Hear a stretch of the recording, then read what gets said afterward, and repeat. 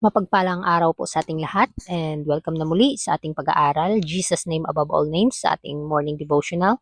It's February 6, entitled Faultless Example. Sino po ba itong ating halimbawa na hindi nagkakamali? Testaments for the Church, Volume 5, page 222, 223.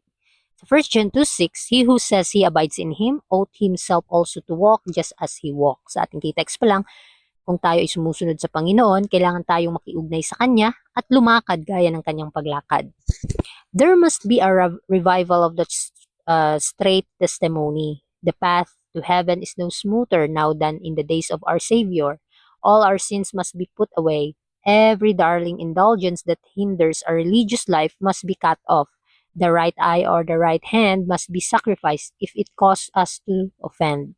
Are we willing to renounce our own wisdom and receive the kingdom of heaven as a little child? Are we willing to part with self-righteousness? Bilang mga tagasunod ng Panginoon, yung atin po bang mga karanasan ay nagbibigay ng pampabuhay sa mga na-backslide, mga napanghinaan ang kanilang kalooban? Ipinapakita pa rin po ba natin sa kanila ang landas ng langit? Ay hindi po madali, mga kapatid, kasi kailangan ng sakripisyo. Gaya ng buhay ni Kristo. Siya ay nagsakripisyo para sa mga tao. At ang lahat ng kasalanan ng sanlibutan ay ipinasan ng ating Panginoon. Ang bawat personal nating kahinaan ay nakakaalam siya.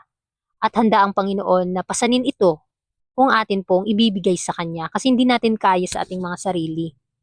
Kaya kung ito man lang ang papahadlang sa atin na lumapit sa Panginoon, na maglingkod sa Kanya, kailangang ipagkaloob nga natin ang lahat sa Panginoon. At kung ang ating kabilang mata o kabilang kamay ay ito po yung nagiging dahilan kaya tayo nagkakasala, kailangan natin itong putulin o dukutin para hindi na tayo magkasala. Handa ba tayong tanggapin ang kaalaman na nanggagaling sa langit at itaboy ang ating sariling kaalaman? Tulungan nawa tayo ng Panginoon na magkaroon ng pag-iisip na gaya niya. Atin po bang isurrender sa Panginoon yung ating pagkukunwari, yung ating mga makasariling layaw, yung makasarili nating hangarin sa buhay? Handa po ba tayo? Tayo lamang po sa ating sarili ang makakasagot nito. Every association we form, however limited, exerts some influence upon us. The extent to which we yield to that influence will be determined by the degree of intimacy, the constancy of the association, and our love and veneration for the one with whom we associate. Thus, by acquaintance and association with Christ, we may become like Him, the one faultless example. So si Kristo po ay nagbigay na ng halimbawa, hindi yung nagkakamaling halimbawa. Kaya kung nais nating sundin, masusunod nga natin siya kasi may halimbawa na, may pattern na po, mga kapatid.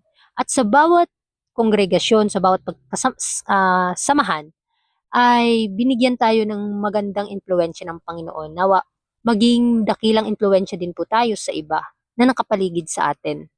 Na ito po ang magde-determine sa atin tungo sa kagalakan ng Panginoon. Pinapakita po ba natin ang pagmamahal sa ating kapwa? Sa ating pakikipag-ugnayan, pakikisama sa kanila? Nagiging kagaya po ba tayo kay Kristo na walang bahid? Wala siyang kasalanan.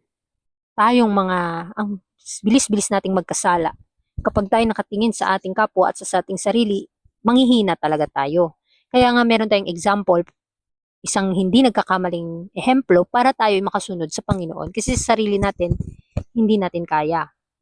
Communion with Christ, how unspeakably precious. Such communion, it is our privilege to enjoy if we will seek it, if we will make any sacrifice for secure it. When the early disciples heard the words of Christ, they felt their need of Him. They sought, they found, they followed Him. They were with Him in the house, at the table, in the closet, in the field. They were with Him as pupils with a teacher, daily receiving from His lips lesson of holy truth. They looked to Him as servants to their master to learn their duty. They served Him cheerfully, gladly. They followed Him as soldiers follow their commander, fighting the good fight of faith. So sa ating pakikipag-ugnayan kay Kristo, Ito po ay hindi mo maipaliwanag na saya, mga kapatid. Kapag nakaranas ka ng pag-ibig ng Panginoon, ang sarap balik-balikan ang mga aral na ito.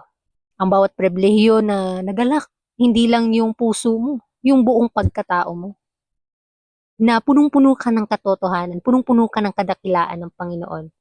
At kung punong-puno tayo nito, mananatili tayong matatag sa ating pananampalataya at magkakaroon tayo ng sakripisyo sa ating mga sarili kasi hindi na yung sarili natin yung nakikita. When the early disciples heard the word of Christ, they felt their need of Him. Gaya ni din sa atin. Kapag nakaramdam tayo, nakarinig tayo ng mga pangako ng Panginoon na hindi nagbabago. Ang kanyang mga pangakong kanya talagang tutuparin ay napakagandang pakinggan.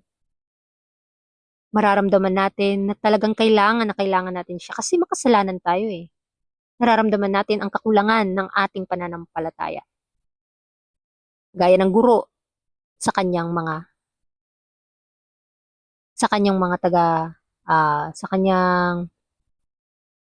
mga mag-aaral. Araw-araw makakatanggap tayo ng mga pag-aaral na nanggagaling sa Panginoon kung atin pong pahihintulutan ang ating isipan, ang ating mga puso, na tanggapin siya araw-araw. Na tayo ay magagalak na paglingkuran siya araw-araw. Hindi mo maipaliwanag na kagalakan sa puso mo. Dahil ikaw ay nakikipaglaban para sa mabuting pakikipaglaban ng pananampalataya. He that said he abided in him ought himself also so to walk, even as he walked. Now, if any man have not the Spirit of Christ, he is none of his. This conformity to Jesus will not be unobserved by the world. It is a subject of notice and comment. The Christian may not be conscious of the great change, for the more closely he resembles Christ in character, the more humble will be his opinion of himself. But it will be seen and felt by all around him, those who have had the deepest experience in the things of God are the farthest removed from pride or self-exaltation. They have the humblest thoughts of self and the most exalted conceptions of the glory and excellence of Christ. They feel that the lowest place in His service is too honorable for them. Gaya nga ng ating text kanina, kung tayo ay sumusunod sa Panginoon, ay kailangan din tayong lumakad sa nilakaran ng Panginoon para makapanagumpay tayo gaya ng kanyang napanagumpayan. At tayo, kung sinuman ang hindi sumusunod sa Panginoon, hindi nakakakilala sa Kanya, ay talagang hindi sila makakaalam ng katotohanan. Pero marami ngayong nakakaalam ng katotohanan na hindi pa rin sila lumalakad sa katotohanan. Kaya ito po yung sinasabing, alam mo na, pero hindi mo sinunod. It's our own choice, mga kapatid. Kaya bawat Kristiyano inaanyayahan na magbago. Kasi binago tayo ng Panginoon. Kaya makipag-cooperate po tayo sa pagbabagong ito. At kailangan meron tayong malalim na experience regarding sa kaligtasan sa bagay na nanggagaling sa langit. Dahil iniremove po ng ating Panginoon, hayaan natin na tanggalin ng Diyos sa ating puso ang mapagmataas, ang mapagmadamot, yung dating madamot ka ay ngayon mapagbigay ka na kasi binago ka ng Panginoon. Ganun po yung pagbabago. Kaya kailangan tayong manatiling mapagpakumbaba sa ating mga sarili para makatanggap tayo ng kabanalan na nanggagaling sa Panginoon. Kasi yung mga nagpapakababa, itataas yan ng Panginoon. Kaya nga sabi dito, what do I find most precious about communing with Christ? Paano ba natin hahanapin yung pinakamalalim na ugnayan natin sa Panginoon? Yung pinaka ninanais mong sabihin sa Kanya ay sinasabi mo dahil kaibigan mo siya. Hindi lang kaibigan, kundi kapatid. Dahil tayo yung tapat na lingkod niya. Magtulungan po tayo. Tulungan natin ang ating mga sarili na patuloy na makiugnay sa Panginoon. Kasi bawat dapa natin, bawat kahinaan natin, binabangon tayo ng Panginoon. Napakaganda mga kapatid kung merong nagpapaalala sa atin. Sa bawat konsensya natin, sa bawat gawain natin, ano yung kumikilos, gumagawa sa loob natin. Kailangan nating ipaubaya sa Panginoon para tayo ay Kanyang magamit. Kasi hinihimok niya tayo kung ano yung dapat nating gawin natin para sa Kanya. Kaya hanggang dito na lang po ang ating pag-aaral at magandang umaga.